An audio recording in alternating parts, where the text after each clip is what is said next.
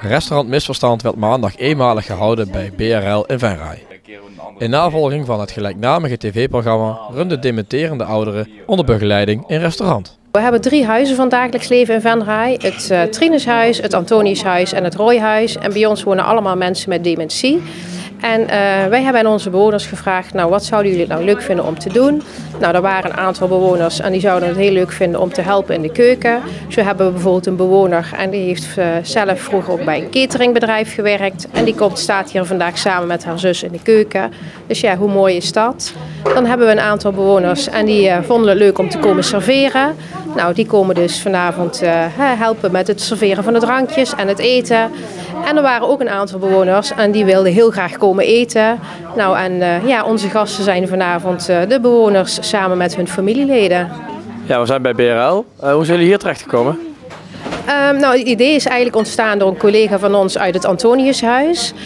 Haar zoon is kok en die werkt hier bij BRL in de keuken samen met chef-kok Roel. En ja, zo is het idee ontstaan. En toen hebben we gevraagd aan Roel of hij samen met Ramon daar aan mee wilde werken. Nou, gelukkig wilde hij dat. En dus vandaar dat wij hier nu vanavond te gast mogen zijn. Het gaat tot nu toe van een leien dakje.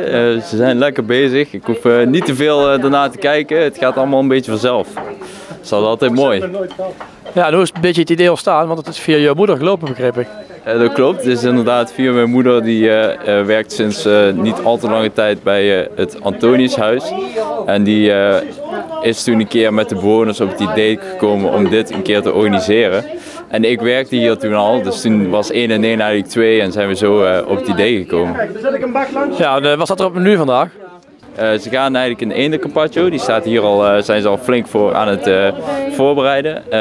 Daarna hebben ze een stukje sucade en als dessert hebben ze een lekker chocoladetaartje, die zijn ze daar ook al aan het voorbereiden. Ja, jullie zijn al druk bezig. Ja, het verliep al van een leien dakje, zei je. Hoe vind je het zelf om te doen? Het is een keer heel anders dan dat ik gewend ben. Ik ben natuurlijk gewend om zelf te staan, te koken en nu is het meer een beetje in de gaten houden. En, dus het is een keer een andere kijk op het koken. Nou, ons doel is vooral dat iedereen heel veel plezier heeft. Dat de bewoners genieten van waar ze mee bezig zijn. Dat de familieleden genieten. En dat we hier gewoon met z'n allen mooie herinneringen maken.